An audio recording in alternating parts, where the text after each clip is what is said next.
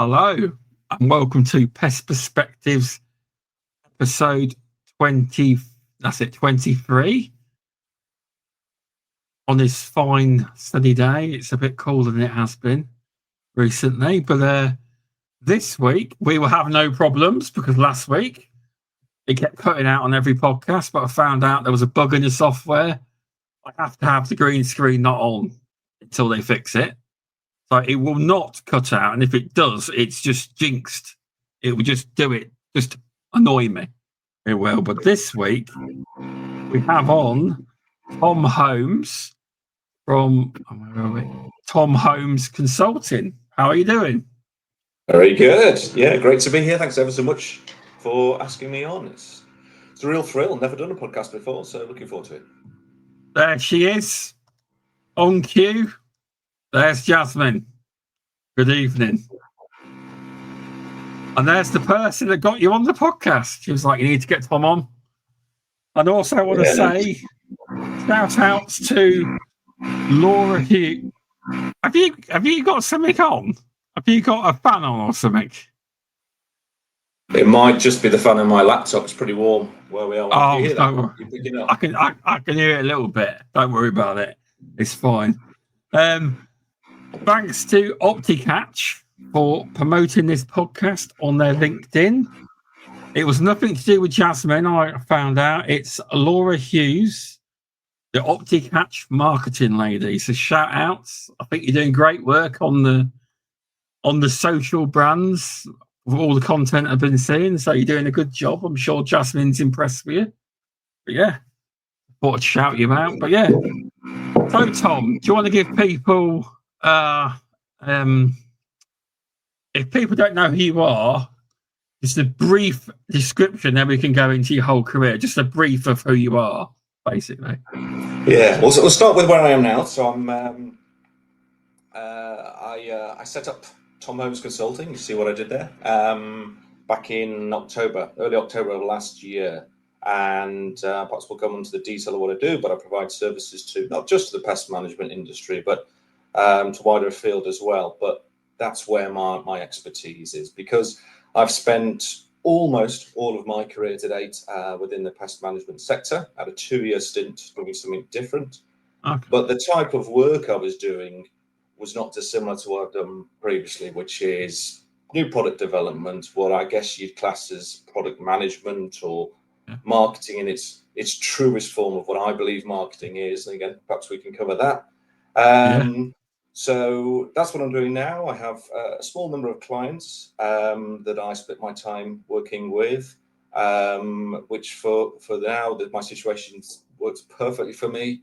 Enjoying seeing some businesses that I've known for many years from the outside, and now I'm working with them on the inside, and that's always a fascinating thing to see. I say I've been in the industry for over 20 years now. Most of that time I spent with the company Pelsis, the manufacturer and distributor, which when I started was the small family-run business P&L Systems, and I joined P&L back in late 2000 as a product designer, and that's where I came from. That's my trade. I studied industrial design or product design and joined P&L and grew with the business from being family owned to being private equity owned, acquiring businesses and what it became in the last years. Well, I learned something there. I didn't know Pelsis was owned by a big company. But I learned something there. Right. But yeah, thanks for that. So how did you, obviously, I know you said, but were you ever on the ground, as in, were you ever a technician or no? No, it's an interesting, I think one of the, sort of listening to some of the podcasts and the guests you've had on your podcast here and various other testimonies I've heard, there seems to be two approaches to when you ask anyone, how did you get into the industry? Yeah. There's either, well, I was always interested in bugs or entomology or life sciences biology, and that was the route they were going to take. Yeah. Or the standard answer is, well, I kind of fell into it by mistake. And I'm definitely the latter of those two. Yeah. So as I said, I was a product designer, industrial designer by trade. I Yeah. studied at Northumbria University, which certainly at the time, so what I'm talking 25, 26 years ago, had a Yeah. really good reputation as a degree course. And some of the big names that went on the course I was on, there was Jonathan Ives, who went to Apple, and he was Oh responsible for wow. the iMac, iPods, all of that. Wow. You missed. Damn. That's Well, cool. and Rob That's- Law, who was actually the year I was in, the same year as me, and he's the guy who came up with the idea for Trunky. I don't know if you know that one. It's the yes. Yeah. ride along suitcase My for kids used to have one. Nearly broke. But there you go. Well, he recently sold that wow. business. But, so I'm sure those two now, as well as they've done, are now looking back and thinking how envious they must be of me having found my way into pest management. But as I said, I joined P&L Systems as was. They manufactured at the time products. It was predominantly insect light traps, and Okay. they needed someone to help them do the design in house, work with the manufacturing teams, and that's what started it off. But for years, I Yeah. always said, look, I'm a product designer who happens to be working in pest management industry, but Yeah. I realised many years ago now, no, I'm embedded into the pest management industry now. So there was a definite point where it shifted. Oh, that's good. That is. When you're going through product design let's say in the early days, how do you make like a insect trap? Would you have to like have experience or going into places that have got infestations, or do you have testing flies, or how does it work to build it Yeah, sounds hard to build one. it's It does, it's it's it's a really good question actually, yeah, because I would go backwards and I'd say, look, yeah, the fact that I ended up in pest management is one thing. And to be honest, I in the business I work for, we learned as we went. And we yeah, absolutely improved our sophistication of research and development as we went. yeah, But the theory of designing any product is that it's a similar process for anything, whether it's yeah, a insect light trap, whether it's a rodent station, whether it's a trunky suitcase, whatever it is. My yeah. view is understand the problem or define the problem you're trying to solve, Yes, and then put yourself in the shoes of the users who are going to be using this. Understand their needs, understand their wants. And once you do that and define your problem, agree what I still call the brief, what it is yeah. you want to create, what are the must-haves.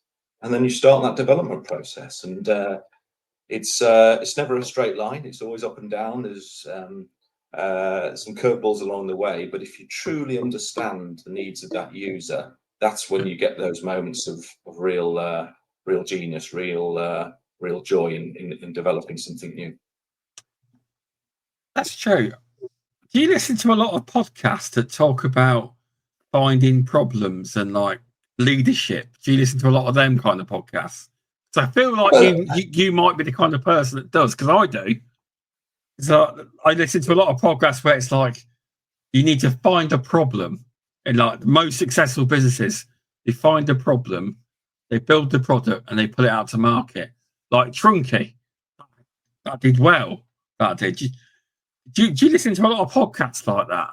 a little bit, Yeah, yeah, but also keep up to date on through the sort of best practice and ways of thinking through other sources. There's millions of different resources out there for how you can do that. Help identify those problems or process what journey you take yeah, to find solutions. But I mean, back to what you originally started yeah, with. yeah, Once I got serious within the industry, yeah. I realised I needed to understand the industry better. And Okay. I say this to everyone. I say this to some of my clients now, that you can sit in a bright, shiny office and contemplate about, wouldn't it be great if we came up with this or found this solution. But in our case, until you've been out with a service person, with a technician, Yeah, seen it for yourself, been on your hands and knees with a torch, dealt with the problems that they're facing, there's no way, I believe, you can understand what their problems are and then find a great solution. It's a great point. It is, because you're trying to solve something, you're not 100% sure what the actual problem is. You think you know, but until you visually see it, you don't really know, do you? Well, exactly, and equally, if the joy about our industry, I guess it's the same with most, but I always used to say, well, look, we have when I was working for a manufacturer, a distributor, Yeah. we had our customers, the people we sold to, some pest controllers, which could be small sole traders, through to nationals, through to multinationals, and they all want slightly different things. But then, of course, we're also trying to provide, if we're talking a physical product, we're trying to provide a solution for them to give to their customers, the end users. And in fact, ILTs, and set light traps, are a great example of that with LED technology, which perhaps we'll come on to, because that provides benefits to both the service company in terms of reduced servicing, longer life, all of that good stuff, but equally to the end user in terms of low running costs, sustainability. So if we could find solutions, problems that existed for both the service company and the end user, that was a win-win for everyone.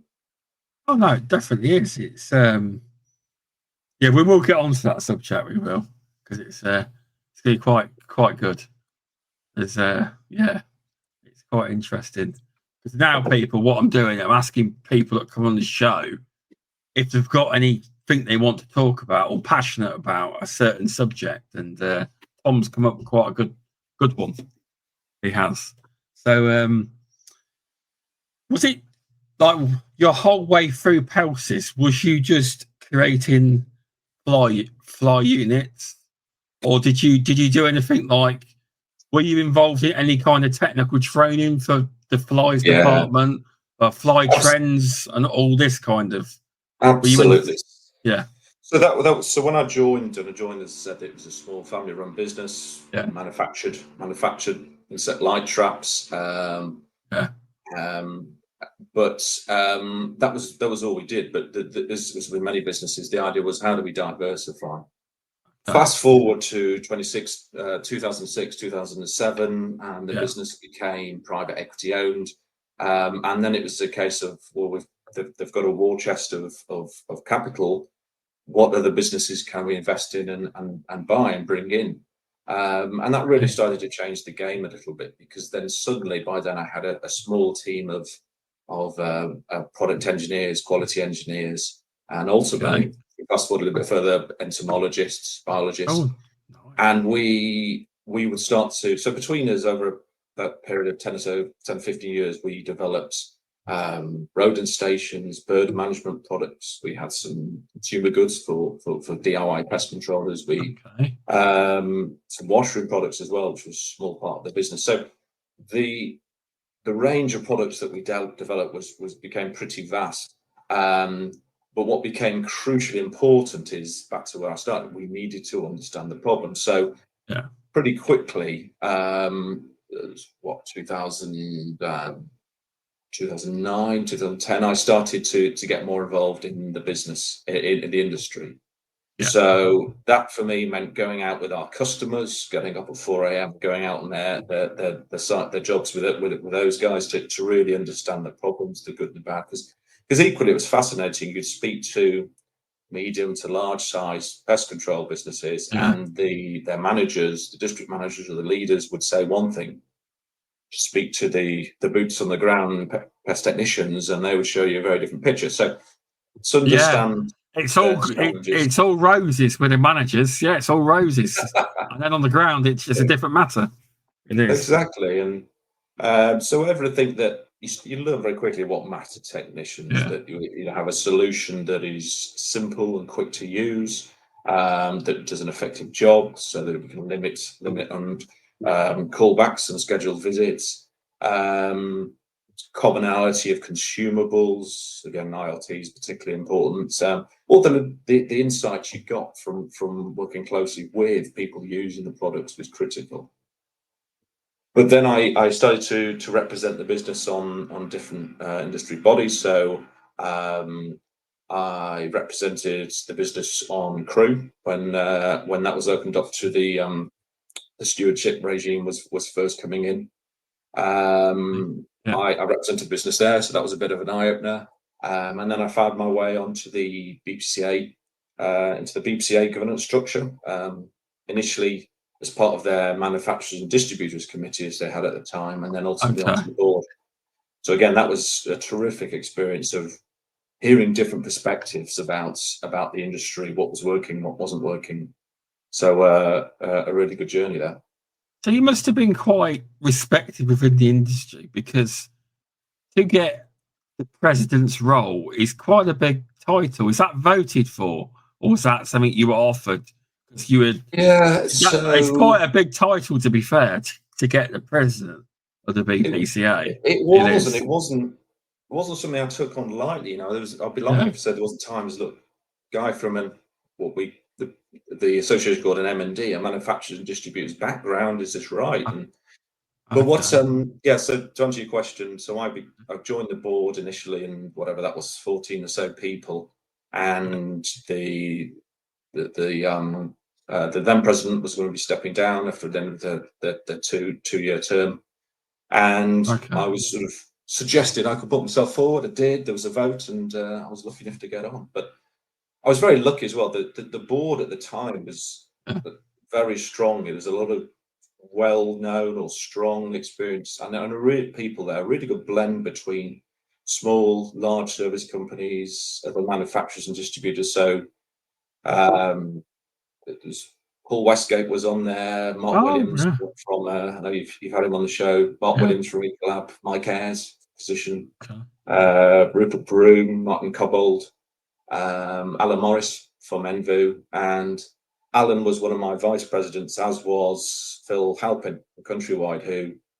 so tragically lost his life a couple of years back now, which was absolutely gut-wrenching, but lovely man, very talented man. So there's a lovely mix between small and large service companies and the manufacturing and the distributors community. All are there to sort of try and move us forward. So a lot of great robust discussion. We made some good policy changes. We hopefully moved the association forward.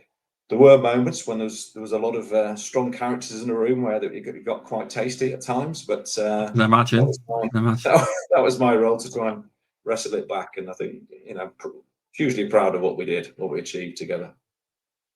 Yeah, no, it's good, because obviously I'm still new to being on obviously I'm on the MPTA board, and I can pretty much imagine that within the meetings, it's kind of the same kind of structure. I'm learning how things work, and I'm still new. I'm learning how to help with Pest Tech this year. Did you help with the BPCA events as well? Did you, being the president? Did you? I contributed, and I would be reeled out to cut the ribbon and maybe say a few words. Cut the ribbon. That's cool. Yeah. But to be honest, I'm sure it's just, I know the structure is slightly different, but the BPCA had quite a large, but I have to say, absolutely fantastic staff team as well under the CEO. So we would set direction as a board, but these guys would do a phenomenal job of executing it. So a little bit of involvement, but it was generally run to that team to run it. Nice. It's good to hear. It's Are you enjoying it? You've been part of an association. As in, from the board perspective, do you mean? Yeah. Do you enjoy it? I do. Obviously, you can't talk about the majority. You can't talk about any of it on the board, obviously, for obvious reasons. But yeah, I am enjoying it. They're very good with me. I'm not somebody I'm not the kind of person that you'd look at and think, he's a board director for the MPTA. I'm not. I don't come from a corporate world. I was never in any of that, and I applied for it, and I thought, no way they're going to go for me. And then in the end, they did. There was a vote, and I got offered a position. But that day, I was panicking so much. I was like, because the day was getting later and later. By by the end of the day, I'd convinced myself, I've not got it. No way. Then Kevin called me just before I picked the kids up from school, and he was like, "We'd like to offer you a position." I was like, "Pretty cool that was," but I am learning the way, because a lot of them are teaching me the way you've got to organise events, and you've got to budget and find out what costs and how it works and stuff like that. It's not as simple as, from the outside looking in, everyone thinks it's easy to organise things within the industry, and it's not. It's not as simple as it looks or sounds or you think it is in your head, until you're behind the closed doors and you're involved in the conversations. But I do enjoy being part of the conversation. It's good to try and help push things forward. It is. Well, exactly. And just picking up when you said there about, you never thought you'd come from a corporate world or whatever. For me, that's it's not irrelevant, but that's not the point. The point is, the analogy I use, if you were putting together a sports team, football, you don't want 11 strikers on the pitch. You need a blend of different skills, backgrounds, experiences, hopefully all pointing in the right direction. And that was my view with the boards that I was part of. The ones that worked well were the ones where we had some small service companies, medium, multinationals, and equally some people from consultants there, manufacturers and distributors, all with different backgrounds, all with different expertise. It has to have that blend. No, it does. Jasmine's in agreement. She put, "I agree, corporate or otherwise, the more diverse the perspectives, the better." Because she's obviously she's on the committee. She's actually the leader of the Women in Pest Control Committee and on the board of directors as well. So Jasmine's going through it with me. She's learning about it all, the trade body side. But yeah, it's good to have a good mix. It is.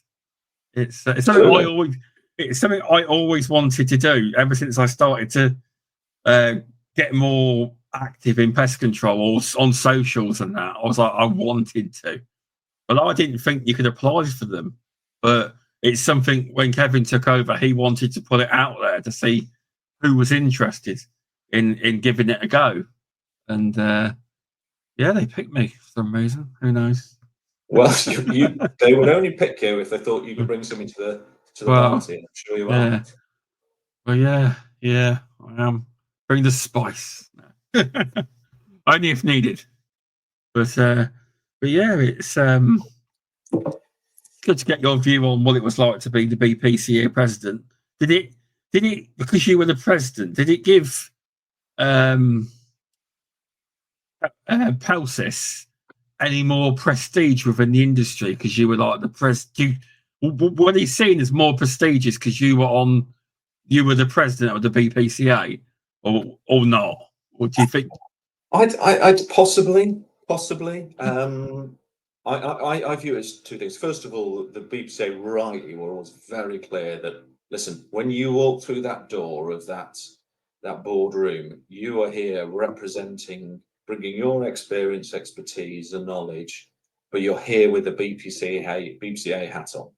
Yeah. And you leave your commercial hat at the door. And looking around that room, there were times when I could see some were better than others at doing that. But for me, I stand by that. I think that's the way it has to be. But without doubt, I got a huge amount from it in terms of contacts I made, opening my eyes just a little bit to some of the other areas of the industry I just didn't have a visibility on. And without doubt, did it help Pelsis, my employer? I'm sure it did. But equally, I in the business had to give up time for me to do that properly. So I think it was something that worked for everyone. But I come back to, when you're in that room, you have to be there with your association hat on. No, we're definitely true. It's the same at the MPTA. It's all about the interests of the trade body over everything else, not about your secret agenda. That's not what it's about. It's about furthering the industry, trying to make it better. That's what both associations are for, just to try and make the pest control industry better. In reality, that's what it's all about. It is. Absolutely. And perhaps we'll come on to it, but it's such a rich, fascinating industry, but it's not without its challenges. And we need strong leadership at a local, national, global level if we're going to overcome those challenges. Yeah, it's not. There is a lot of the biggest challenge at the minute. I'd feel, obviously not because I work with my dad. I'm in a small business, but I do know that the recruitment element of it's a massive problem, because they say statistically half the industry is going to retire in the next 5 to 10 years. So that's a challenge that I think both trade associations are trying their best to push to get to certain, because it's like you do want young people in the industry, but you've got to get them at the right age, so you get the right temperament. So it's like you want young, but sometimes when you say young, you mean someone who's 30, not always 17 coming in. But anyone, any age, if they've got the right mindset and they want to do it, can be in it for life.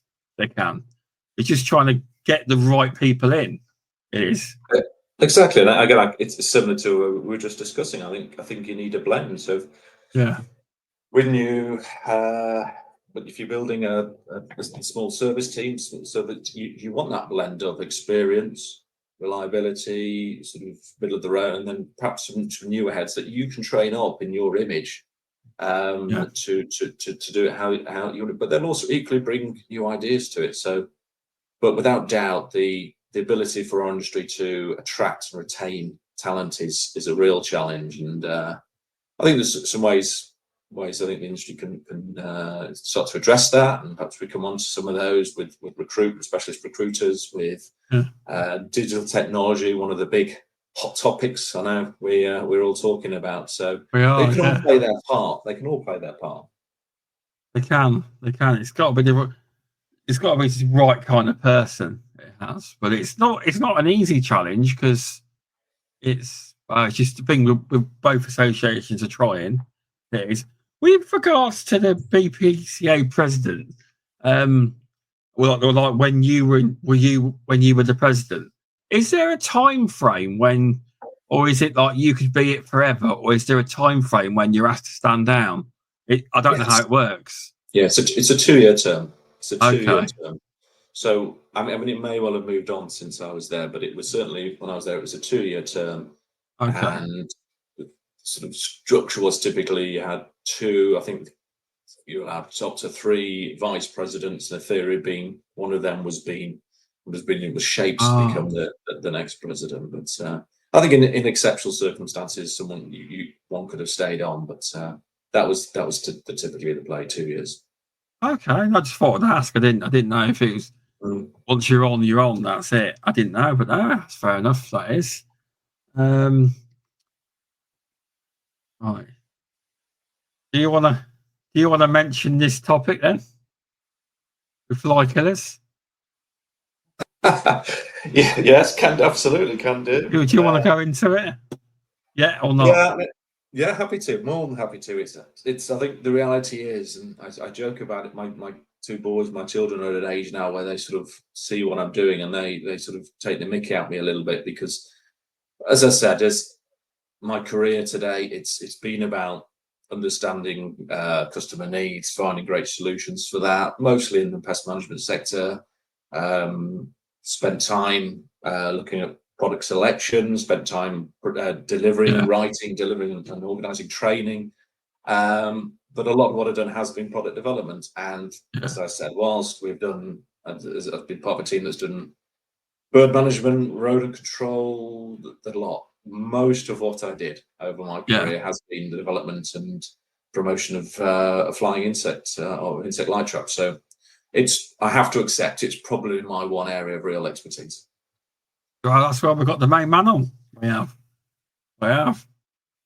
insects. So obviously you've heard the podcast when Jasmine was on, and there was lots debunked and talked about then.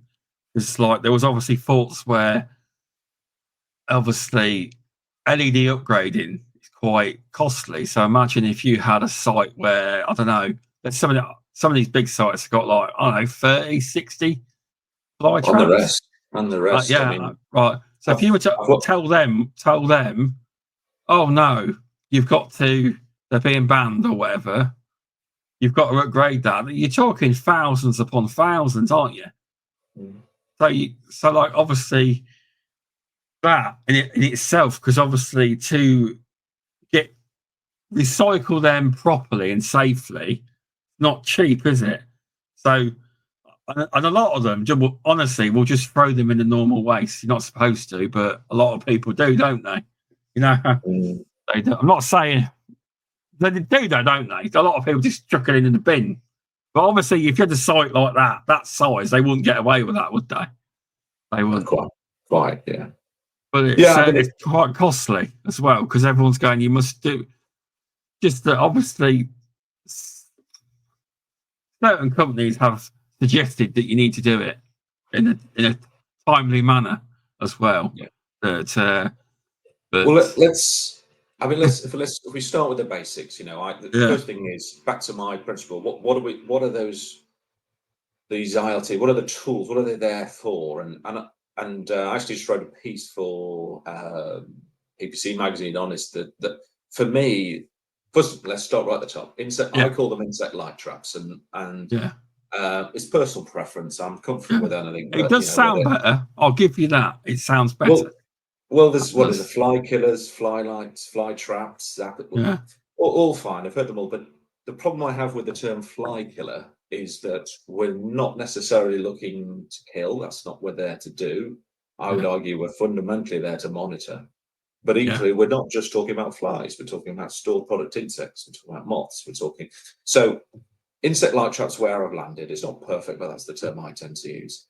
Yeah. So ILTs, what are they for? I think, yes, they can be used for controlling flying insects. They can be used for reducing population. So if you think waste sites, you're never going to get rid of insects, but we'll just try and keep the numbers in check. Yeah. And the sad truth is they can also be used often cheap, nasty ones that are there for a tick in the box for a compliance. Yeah, I get it all the time. I'm not very good at selling them, but I often say to the customers, if you want a decent one, let me know. I'll get you a good price. But no, certain places, let's just say they're not interested. You even tell them it's not working. I'm not bothered. It's a box. A high street store, the health inspector's told them they need an ILT. Okay, fine. 31 from... No, I'll tell you, funny enough, they don't. The EHOs do not tell them they need a fly trap, an insect trap. They don't. Now, it's not a requirement. The weird thing is, like I've said to a lot of customers, it's not a problem with the AHO until it's a problem. Until them flies are everywhere. And they're going, where's your fly unit? So I said, they're not bothered until there's a problem. Okay. Not a natural within like pubs and restaurants. It's not a natural legal requirement to have one. I think it should be. I try and talk. Well, again, depending on which standards we're talking about, but most your average pub words to the effect of must have appropriate measures in place to control or manage the risk of flying insects. Now that's pretty open. How do you do that? Yeah. So typically, best practice, of course, would be to have a insect light trap and some screening, so for doors, windows, etc. But so those are the ways that I believe that the insect light traps are can and typically used. So the question then is, which are the best ones to use? And obviously, I worked for a manufacturer for many years now as an independent. I have the joy of reviewing everything on the market to give my perspectives on it. And what I would say is all those years of my team and I spent trying to find subtle differences for fluorescent lamp ILTs to make them more efficient, improved efficacy in terms of insect catch, quicker and easier to service, more cost effective. We were tweaking small details. Okay. The biggest significant change that our industry is facing is the move from fluorescent to LED, without doubt, because there are so many factors at play here. And there's no necessarily right or wrong answers, and I know you spoke about it with Jasmine Emerson when she was on, but as you say, the big point here is let's be clear on what legislation is saying.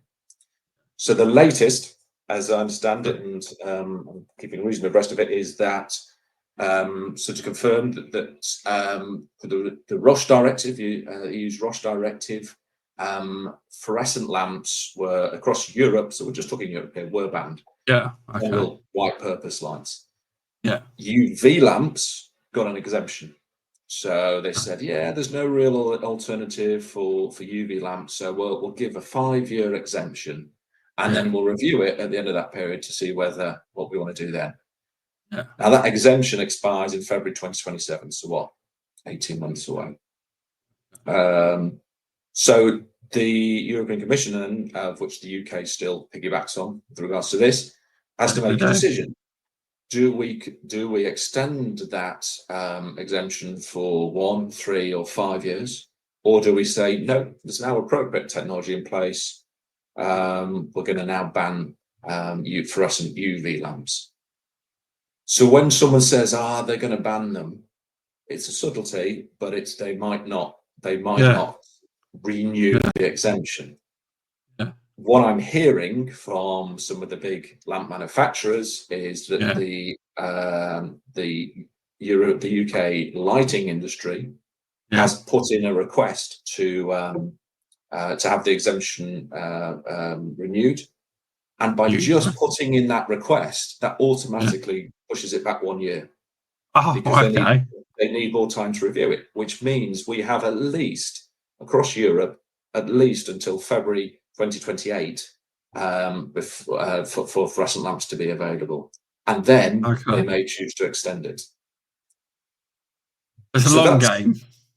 Absolutely. So that's the sort of the legalities of it. Yeah. But then there's so many more dynamics about the benefits. Back to where we started, with what Jasmine asked as well. Benefits of transitioning to LED for service companies and for end users. So again, you've covered it previously, but everything from we can cover it, no problem. Always refresh people. We can, no problem. I know you're a really good expert in his field, so let's talk about it. Definitely. Yeah, well, I mean, this is it. I mean, you could have me going for days on this, but so what have we got? So what are the benefits of moving to LED? Well, fundamentally for end users, the benefits are that they absolutely get improved sustainability. So all fluorescent lamps include a small amount of mercury, which is a toxic material, easily when recycling still finds its way into the rivers and streams and waterways. So we can remove all of that. They draw significantly less power to run, which, by the way, gives end users potentially huge power cost, energy requirements, lower energy requirements, therefore much lower running costs. And as you say, Shaun, if it's a large site, so I mean, you said 30, 40. I mean, I've worked with sites where they've got 200 ILTs in. Exactly. I've never been to that level. think of a supermarket chain that might have 8,000 ILTs across all their stores and distribution centres across the UK. So, I mean, we're talking huge numbers. So if we can save 50, 60, 70 quid a year on the running costs times 5, 6, 7, 8,000, you can do the maths. So real benefits there. And they last for up to 3 years as well. And this is where it starts to get interesting what different manufacturers are claiming now. But up to 3 years is what I've seen, rather than 1 year life of fluorescence. And that gives a number of different benefits. Because for a start, the manufacturers are, and it's a real dilemma for manufacturers and service companies, because they are using less lamps because they're lasting for 3 years.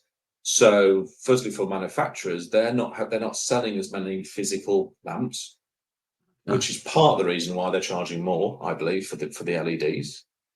But also it means they're not having to ship them around. So wherever the lamps are produced, and I may be wrong, but I'm not aware of any lamps that are produced, UV fluorescent lamps or UV LED lamps that are produced in the UK. So they're coming into the UK, they've been shipped around, and then service companies are having to ship them around to sites to install them. There's a lot of moving of stuff here, which is costing money, taking people's time, but also pumping out CO2 into the environment. So we can reduce all of that.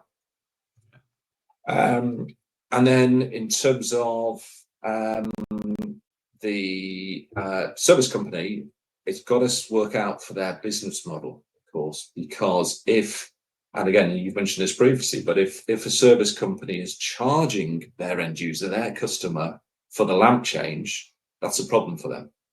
Yeah, that's what I spoke to a lot of people, and that's like I can't really charge them for a visit just to go and clean it. They won't, because I'll have to charge them a lot less. There's not much. I think the way to look at this is, look, the lamps cost a little bit more to buy up front. There's no doubt about that, but they last for up to 3 years. So with a little bit of simple calculation, we can work out for the service company the cost over a 3-year term, and we can certainly do that for the end user with regards to the running costs. So then what we've got to talk to about is the service company's business model. And this is something that actually is a much bigger subject when we talk digital products, because that really potentially tears that business model up. But if a service company is leasing the ILT and providing a service to their end user, they then have to package up, well, this is what it's costing me to do it. This is what I'm going to charge these guys. But if the service company is selling the ILT and possibly selling the replacement lamp, then they've got to make that business case stack up when they change it to once every 3 years. So there's a lot of dynamics that are at play there, which my recommendation to all technicians, small businesses, service companies would be, think about how that will affect with your business model, depending on whether you lease products or whether you sell them. Yeah, it wouldn't affect us really, because we replaced. We had the Killgerm Titan. Just you know the Titans. We have one of them. We replaced it for a Bauer LED. The ones that do clusters.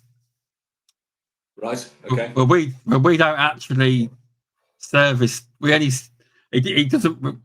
We're not the kind of company that goes around servicing multiples to make money out of it. So us switching to LED literally makes no difference to us at all. Well, so what's your model, Shaun? Then do you sell the ILT to that customer so they pay you whatever they pay, or do you pay for the ILT and then your service contract pays you back for the cost of that ILT? How does it work? No, they just paid us for it.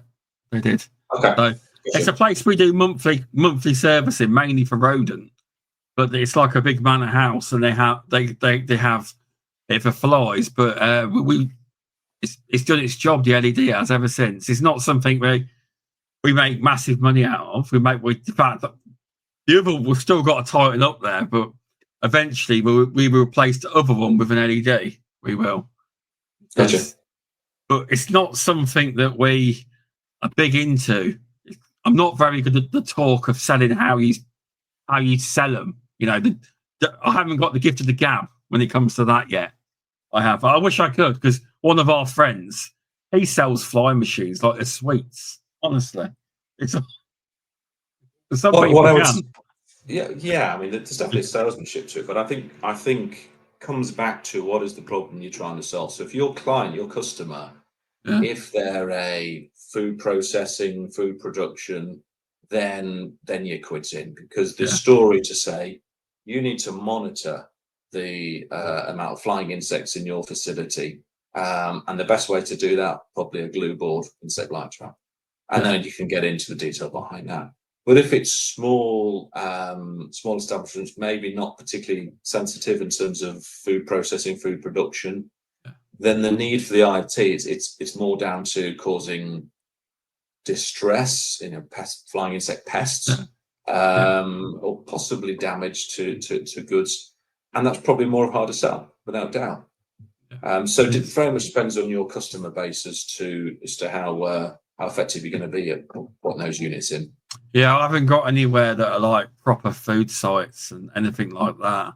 I haven't. A lot of got 1-2 farms and mainly pubs and restaurants, to be honest. And they're never in. Whenever I mention about a good fly machine, they're never that. Maybe it's me not selling it well enough, but they don't seem that interested. Yeah, well, those sort of environments, they're almost certainly not going to be interested in monitoring flying insect activity. They just don't want flying insects around, yes, to land on their food, but also to be a pest to their customers. So it's a very different kind of use of those products.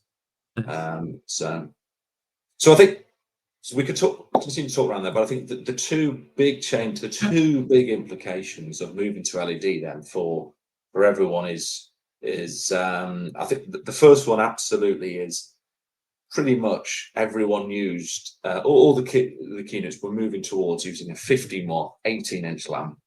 So the fluorescent lamp that went into most units, and I could buy that lamp from manufacturer or distributor A, B, C, or D, and I could put it into my 30-watt insect light trap. And wherever there was availability, who had best pricing, who you had a relationship with, you could use that. And if I went to a site and I inherited a site and it had 20 ILTs in there, and some were from manufacturer A, some were from manufacturer B, but they were all 30-watt units, I could put my 15-watt fluorescent lamp into it. With the manufacturers now moving to LEDs and exploring what is possible with form, direction, how to produce UV to attract insects with a lamp with LEDs, we're getting all these different forms now of LED lamps.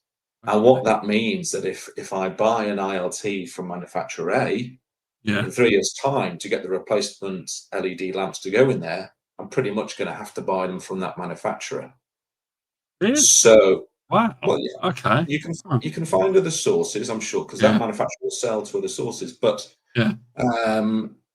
if I'm in 3 years' time, 6 years' time, 9 years' time, when the ILT starts to need to have their LEDs replaced, and I need to replace, I've got a site, I inherit a site that's got 20 ILTs, 1 and 3 are from manufacturer A, 3 are manufacturer B, 7 are manufacturer C. There's a good chance that I'm going to have to work out, right, I need 14 of those LED lamps. I need 6 of those LED lamps, 9 of those LED lamps, and it's going to become a real nightmare for service companies. So what you're saying to me, because I didn't know this, what you're saying basically is, fluorescent, you could buy basically any bulb you wanted, and LED, you cannot do this. You have to make sure it's specific to that machine.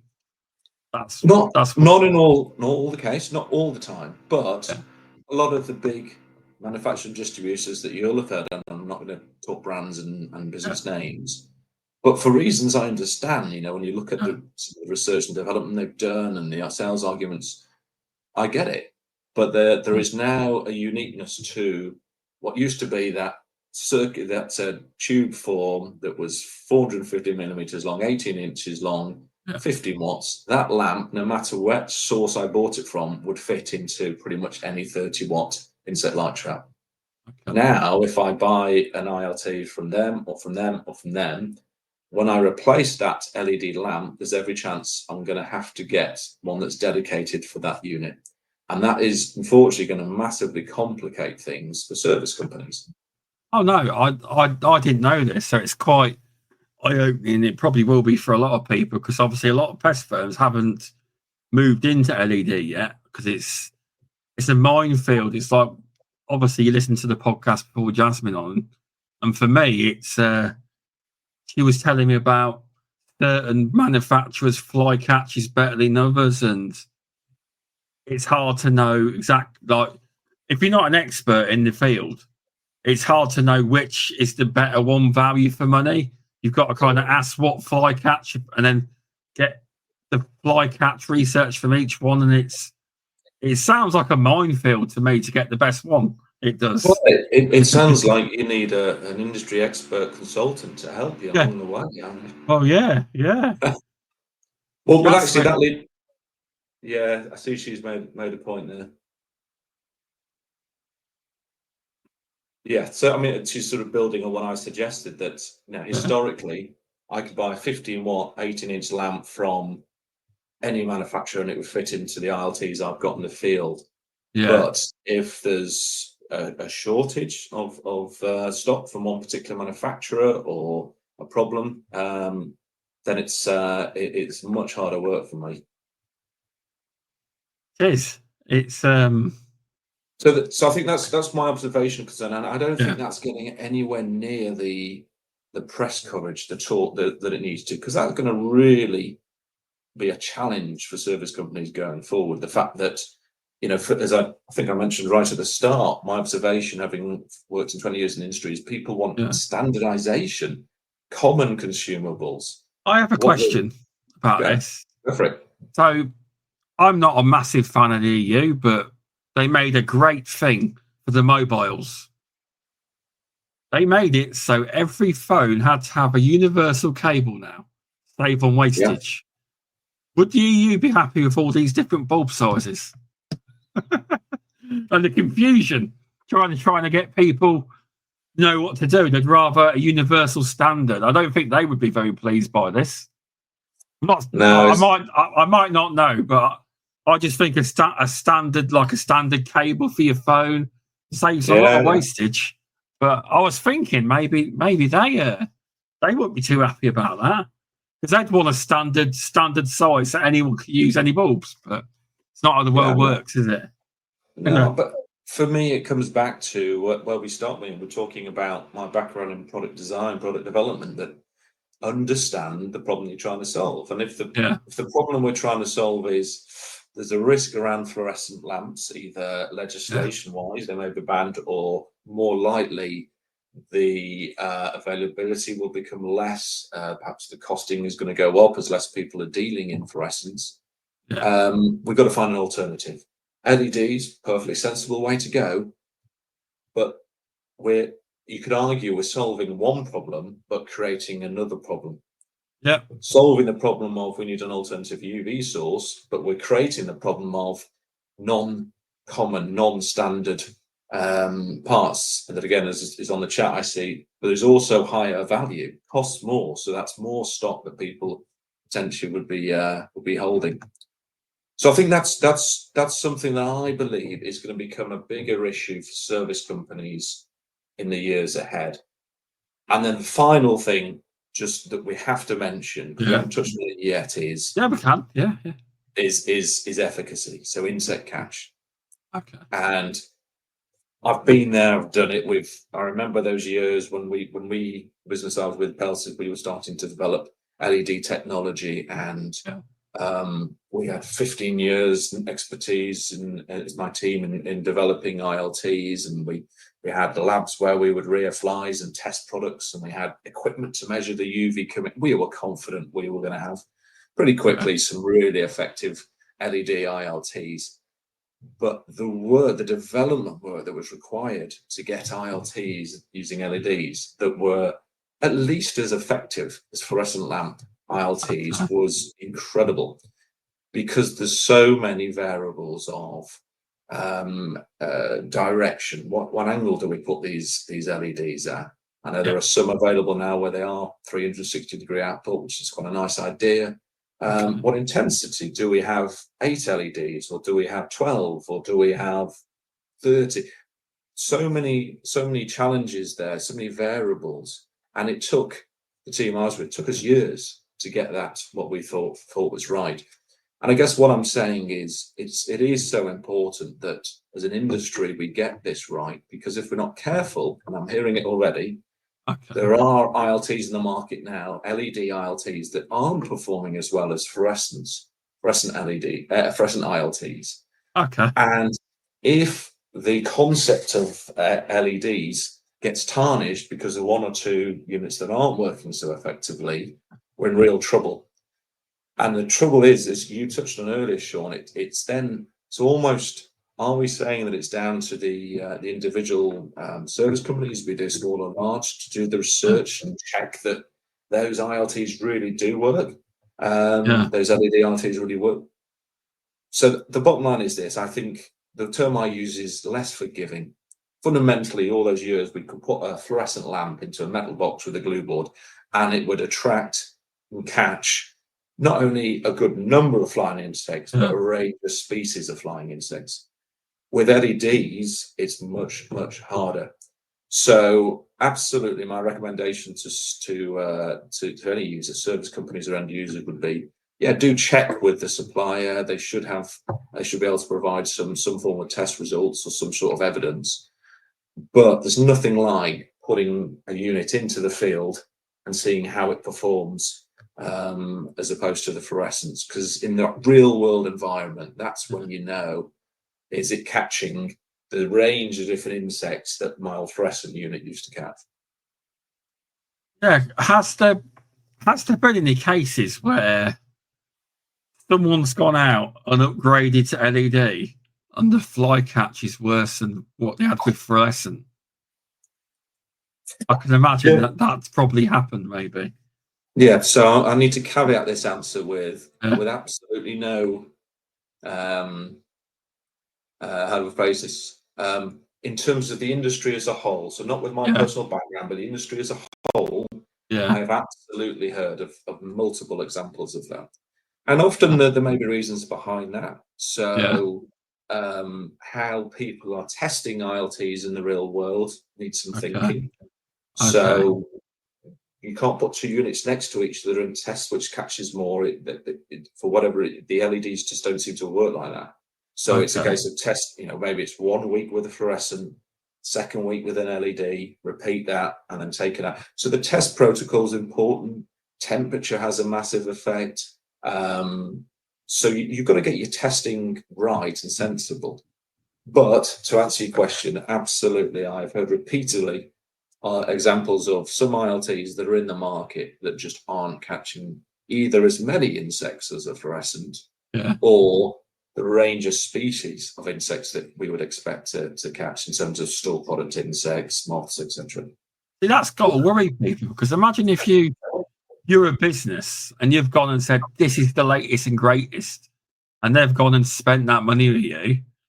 Technically, they could say you're full of it, and that could damage your reputation, saying, we bought all this, now we've got worse results. So it's not a good thing if that has happened. It's not a good look for LED, is it, really? No. Exactly. And my worry is that if the industry continues to have bad examples or bad experiences with some LEDs, either in a particular environment or with a particular new model of LED unit, then will the industry turn around and go, you know what, all of this LED stuff is rubbish, it's crap, I'm not going near it. Then we've got a real problem. Yeah. So, I mean, what I'm giving my views, some food for thought here based on my experience. But equally, if you have strong relationships with your suppliers, just have the conversation. I'm a bit worried about this. Can you help me out? Show me, prove to me that it's going to work, or can you support me maybe with a sample which I can put into one of my trusted customer sites and trial it, see, just so you as a service company and ultimately as an end user can gain that confidence. I guess to summarize, I'd say probably don't assume that it's going to work just as good as your old fluorescent.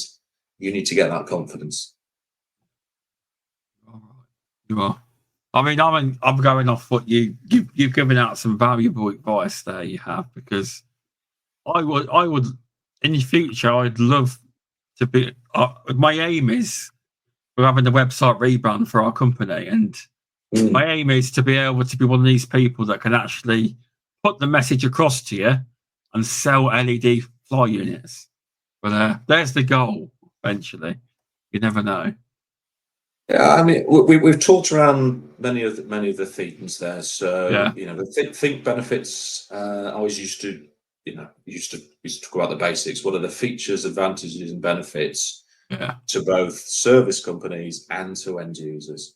And speaking with the manufacturers, they're all make their claims, and there's some really good stuff out there. So speak with your supplier, ask them to help you out. What do you think the advantages are and benefits to end users? And it'll be sustainability. It'll be improved longer life. It'll be reduced CO2. All of this, running cost, of course, is the big one. So they can help you. They should be able to help you create that story that you can then pass on to your customers. Okay, thank you for that. But yes, there's some great advice for the LED. With the bulbs, why is it in actual LED? I'm going to say that in cars they blind you. They do.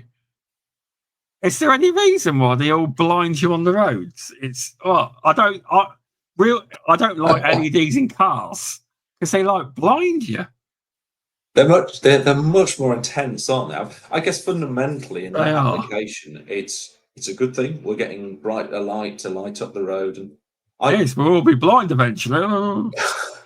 Well, I remember years ago. I'm ashamed to say I was stopped, and I was a little bit over the speed limit, so I was stopped by Her Majesty's then police service, and they pointed out that I was speeding, but they also gave me a really useful tip, which was actually, look, it was just about the time cars were being upgraded to LEDs and brighter lights, and they said you can have a look in your rear mirror. You can always tell when there's a police car behind you because they have the bright lights. And certainly initially it was so clear, wasn't it, the difference between sort of traditional bulbs and the brighter ones. But I think ultimately in that application, it has to be positive that the roads are clearer now. I think the interesting point, Jasmine's jumping on the chat again here, but moving it back to LEDs and ILTs. Yeah. There are examples, I can think of a couple where there's a 360-degree output of LEDs. But most LED lamps that I've seen are directional. And there's some positives and some negatives about that. All I say is that's got to be managed.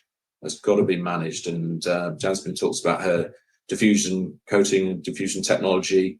So the idea that allowing the LED to diffuse a little bit rather than being points, those very annoying points of LEDs that sometimes you see, I think it's a consideration. But again, the manufacturers have to wrestle with that, how to get the best possible effect to attract insects. But equally, you probably don't want 20,000 LEDs pointing at a human, which is just so off-putting. You never want to look at it. So there's a balance there. Yeah, no, you're right. When it comes to testing fly units in the lab as such, do the likes of Peltis and companies that make them, do they breed or buy flies specifically to, be in the room and to test them? Did they breed them? They breed flies specifically for just testing purposes? Is that how?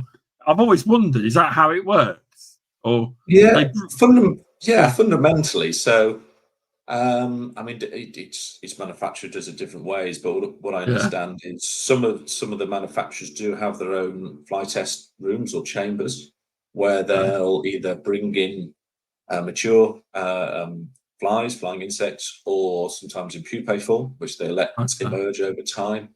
But equally, a number of them will use external test facilities. Now, the benefit of that is they don't have to manage that, and it's independent.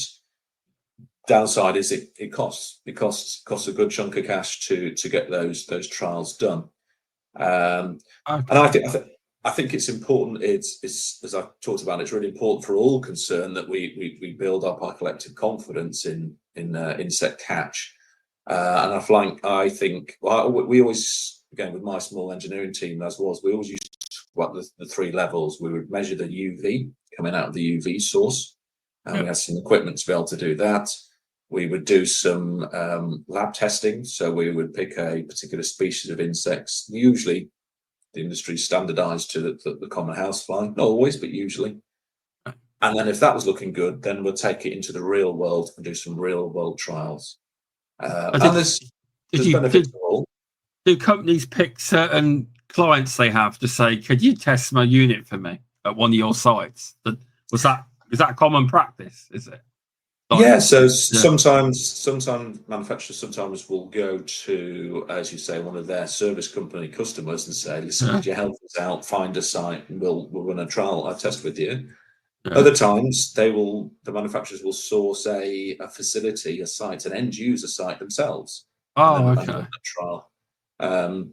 So as I said, benefits of both. Benefits of lab tests. Often the downside there is it is by definition controlled. So there's usually a limited number of species of insects, and it's not a real one environment, but it's terrific for giving you data in a controlled way. But ultimately, we used to go through that journey. How much UV is coming out, controlled environment, then real world testing. Okay. Oh, thanks for that. I didn't know how it worked, because that's what I thought, that a lot of they breeded flies or had flies brought in. Well, it's back to you asked early on about who I work with, who we had in the teams, and certainly in the latter years I had an entomologist and a biologist in my team, and they did a lot of the training. And I think sort of one of them has been on the other podcast. So Sophie Thorogood was on that one, and John Stewart was. I need to get Sophie on. She has said she'll come on at some point. She's also on the board. She's also on the board at the MPTA. Exactly. But she was terrific. She was. She knew exactly how to successfully get insects that we needed for the trials. So again, all important part of that process. Oh, it definitely is. There's been some interesting information with regards to LED and insect fly traps. I'm just trying to set your way. I was trying to remember there. I nearly said fly. I was stopping myself and saying fly killer. I was like trying to remember. I was. It's not a big deal, but and I tend to adjust depending on who I'm speaking to. If they use a certain term, that's fine. That's fine. Yeah. So yeah, we've dealt with that topic. Very good topic. That whole section will be clipped into bits. I'll make sure.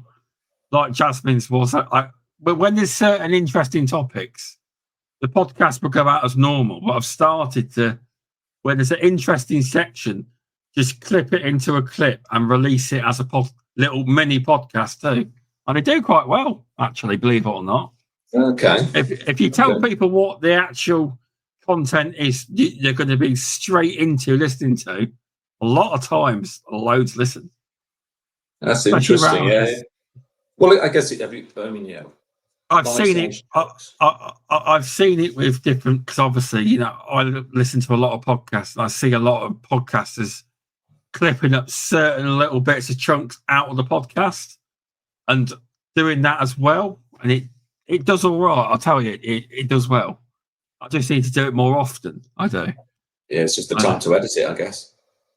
Well, yeah, it is. So now, when you left Pelsis, was it were you out there? Was it like a gap? Was it a gap year, or was it straight into your consultancy business, or was it you had time to have a break? Or no, well, I actually left Pelsis twice. So I left twice and came back. Oh, okay. So good. I left twice. So I left. Spent a couple of years doing something completely different. I actually went to an industry I knew nothing about, but for 2 years I worked for a company of range cookers, wood burning stoves. So it was all proudly produced in the north of England. Castings, heavy gauge sheet steel, but the principle was the same. I spent time speaking, understanding the problems of the end use of the users. So people who, these cookers. So think I got to cross. Think Argos. It wasn't Arga. It was a different brand. It was Essie. Okay. Those sort of things. So people were paying £8,000 or so for one of these heat storage range cookers. So I spent time speaking with the retailers who sold them, spent time speaking with owners of these sort of products, aspirational owners, to understand what they wanted. And then we created a product strategy, which we started to develop some great products through and get them through to market. So even though it was an industry that was completely new to me, the principles, what I've done for so many years in our industry, applied. And then I got the opportunity to go back to Pelsies, back into the industry. And as someone said, what did they say to me? Flies are in my heart, or whatever they said. So it drew me back in. Yeah. Well, you seem very, very passionate about it. You do. So I can definitely tell. Yeah, I tend to subscribe to on my both in my private life and professional life is I'm kind of all or nothing. I'm into something completely or not at all. And this has been whereas I think I've reasonable knowledge about the broader industry, professional pest management industry. Without doubt, this is the area that I've spent most of my career in. So something that who'd have thought I'd end up being industry expert, specialist, passionate about flying insects? Who knew? Well, there is. Alex Wade would be a man after your own heart. He would be. He loves talking about bugs. He does. Yeah, he does. You see it when Shaun's on the Beauties and Beasties, and they go, "Oh, no. He's going to talk about bugs, isn't he?" He's slowly converting Shaun slightly. He is. Yeah. Yes, but so what do you do within your actual business now? What is it you do, and what kind of services? Yeah, it's a good question. And do you do now in your current role? Well, as you might, so within Tom Holmes Consulting. So as you might be able to gather from the sort of the broad range of work or areas I've been involved in over my career, it kind of touches on a lot of the services I can and do provide. But I guess the fundamentals, it's boiling down to three. So I'm very lucky. I've had plenty of. You asked for when I left Pelsies to set up Tom Holmes Consulting. I was very lucky. I picked up work pretty much straight away from people I'd known in the industry for many years, and they were. I was very fortunate. They said, "Here we go." There he is. He was watching. He couldn't resist. Couldn't resist jumping in, could he? I was very lucky that people from the industry said, "Yeah, would love to have a chat with you, Tom, and see if there's some work we can do together." So. It's fundamentally boiling down to three things: a little bit of product development, but not a great deal, to be honest. The big two are what I guess you'd class as product management, or I was used to joke with former colleagues, I call it marketing. And for me, marketing is in the clue. It's about the market. It's understanding the needs of users, everything we've talked about previously. So I'm working with some clients to try and help them understand what solutions they should offer, be they service companies or manufacturers. So that's sometimes that's creating new stuff. Sometimes that's saying, well, look, there's a huge amount of, I don't know, take digital remote monitoring solutions, a huge number on the marketplace. What is right for my business, or what sort of approach do we take if we're developing our own version? So I'm helping some clients with that, and then there's a little bit of process development. So the stuff that I think many people find incredibly dull, but it's the geek in me enjoys of, look, if we're going to develop a new product, how do we get from I've got a bit of an idea here to actually launching a product? And I'm helping some people get some processes in place that works for them in that respect. So bit of a broad brush. I've got a small number of live clients at the moment, but thoroughly enjoying the variety of work with the variety of businesses that I'm doing. Yeah, that's good to hear. It's See, normally when you hear consulting in pest control, it's normally the person goes out and does field biology. You've got a unique perspective within their pest consultancy, because most of them they are mainly in, they go out to site, train people, field biology. You're coming from a different angle. You are. Exactly. I was trying to be very clear on that right from the off. And so if you take the likes of Alex or Alex Wade or Paul Westgate, they're incredibly knowledgeable, talented biologists, entomologists, pest professionals. Whereas, as we've talked about, I came from a product development and process way, and then learnt about the industry. So I guess to remember Venn diagrams you drew as a kid. So two circles, the overlapping bit in the middle is where the likes of Paul or Alex and I probably meet, which is a little bit of how do we solve the problem of public health pests. Their background's more the entomology and biology side. My background's more the product development side. But there's that middle section that we probably overlap on. I know it's different, a different perspective. It is to the consultancy. It is. Yeah. It's product development. It's not one. To be honest, you're the first person I've had on the podcast that does develop products as such. You're the first one, Tom. Well done. The first one. Yeah, I'll take that. On the podcast that actually develops products to the degree from start to finish.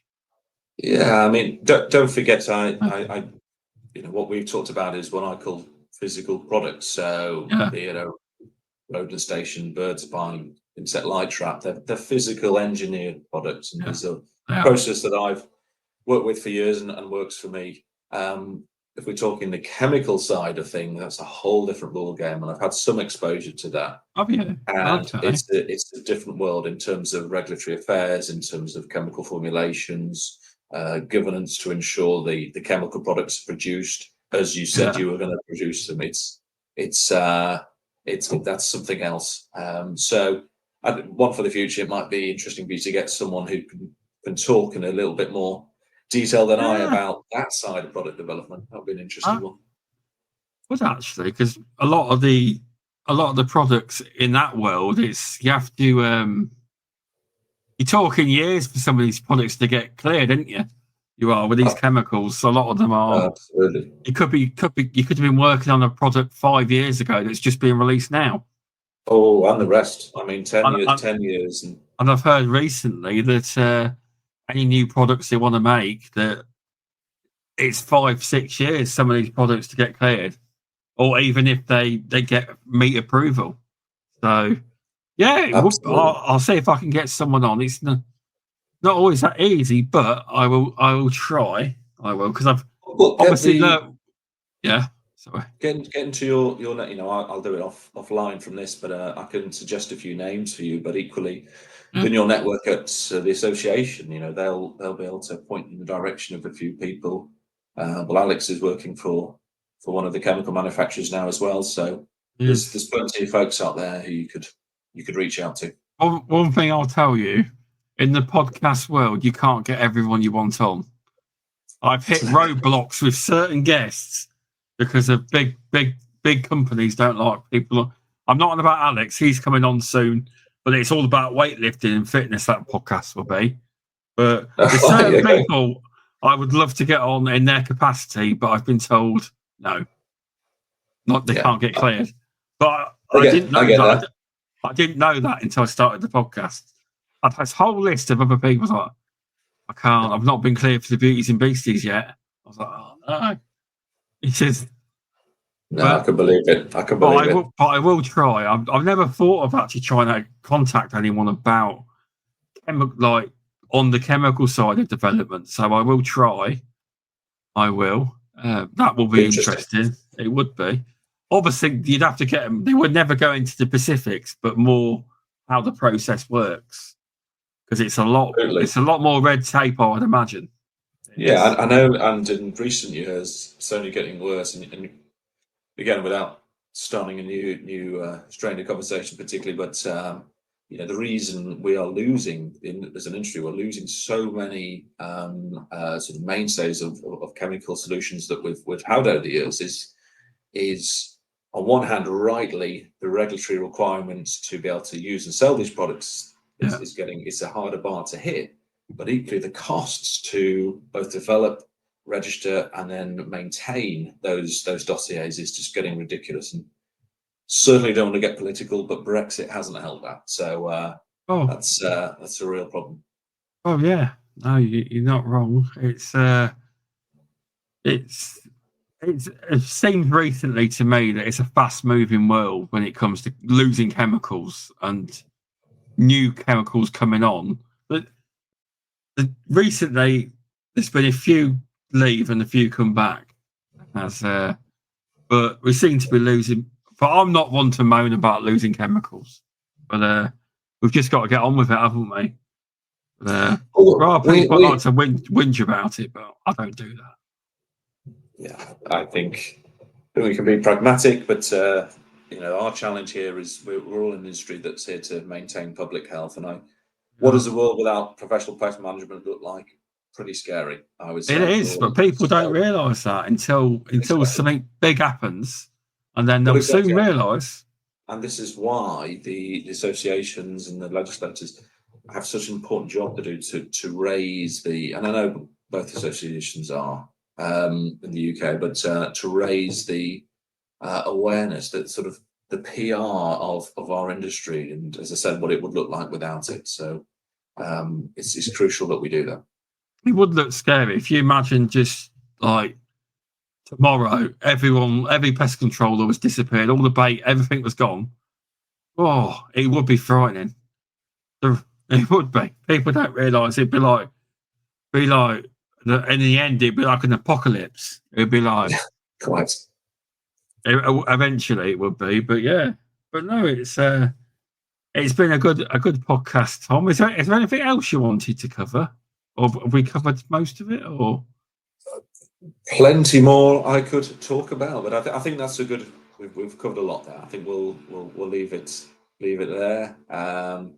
I think what I would say to yourself, to your subscribers, listeners, if anything that I've said resonates and you'd like to hear a little bit more, just reach out to me. Or equally, if you've got a differing view, I'd love to hear a different perspective. It's the name of the podcast, different perspective that I've not considered. So do get in touch.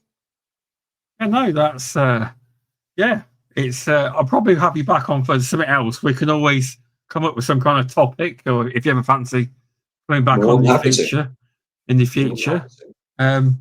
But who would you like to see on that isn't in the chemical companies? Like you said, you'll mention that offline.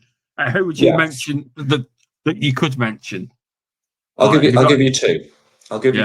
So and they're both what they have in common is they're both ex-colleagues of mine who are now doing something different, and I've got a lot of respect for both of them. So first of all, Mark Wenman, who's now one of the technical training managers at MBTA. So you should be able to have the conversation with him.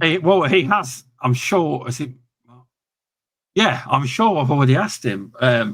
Okay. I think I'll ask it. I get that many messages. I can't remember which one I asked. I asked one of the new technical. It's either Mark or Duncan, but I want both of them on. I do. Yeah, I don't know Duncan, but Mark I've worked with for many years, and he's a great guy. So he'll be good value.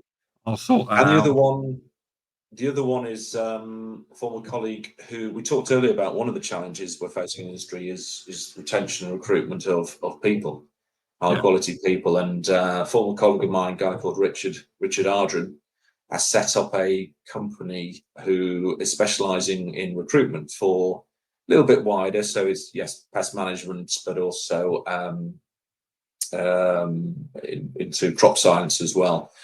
But he's got a portal, he's got a website, and which he uses as basically to help. What's recruit. The name of it? So it's Enviro Career. Right. I know. I've read it. Yeah, I know who you're on about now. So, but he would be fascinating. He's got 25 years plus experience in the industry, but also now, as I said, is moving into trying to help solve that recruitment crisis that our industry is facing. So it'd be fascinating to get his perspective on that. But yeah, I will get both of them. I will definitely be able to get Mark. I'd have to ask. I'm sure he'd be interested in coming on about the recruitment. I am. Well, now I've thrown him under the bus. I can help twist his arm if needed. Well, there you go. But yeah, thanks for coming on, Tom. It's been a good one. Thanks, Jasmine, for the recommendation. Good. Well, really appreciate that. It's lovely to meet you. Lovely to have this opportunity, and being, like I said, more than happy to have another go at in the future at some point. Yeah, thanks for coming on. So I'm going to set up this week. I'll set up the CPD for people on the British Pest Register, so people can get it'll be 1.5 points because nearly an hour and a half, and I can't get any more points for basis prompt for this year. So, and if you're with the BPCA, you can self-register this podcast with the BPCA CPD diary, I think it's called. You can as well. I just want to do a couple of shout-outs quickly because I haven't done any for a few weeks. Shouts to Beauties and Beasties podcast. Please check that out if you don't check it out. It's really good. Check out the Pest-management podcast. My friends from America, Candice and Jenny. That's a good podcast. I've been on that one. And Brad and Jack from Tales from the Crawl Space 2.0. You want to hear gruesome stories, Tom, and funny ones. Want to listen to. They often make the stories anonymous as well. But I want another shout out to Brad, because everyone kept it a secret that Jenny from the Pest-management podcast has a new job. She left Orkin, and now she's working for Trio Pest Control, and Brad's a boss. So well done, Jenny. I'm proud of you. You're getting into a family business now, and you've stopped working for Big Box. So yeah, well done, Jenny, for doing that. I'm sure you'll be great. But yeah, thanks for coming on, Tom. I've not done any shout outs in a few weeks. So I thought I'd better do it because they shout me out all the time. They do. But yeah, thanks for coming on, and we'll see everyone next week. But yeah, thanks, Tom. And I will put Tom's link in the description. It probably already is in the description, but I will double check it once it goes to all the podcast platforms. And thanks, Alex. Thanks for the shout. Very enlightening listening to Tom. There you go. Some praise. It's been good. It's been good, Tom, talking to you. Well, I guess those consultants got to stick together. Exactly. Very good. Exactly. Appreciate that, Shaun. Right. Thank you, everyone. And I'll see you all next week. Thank you.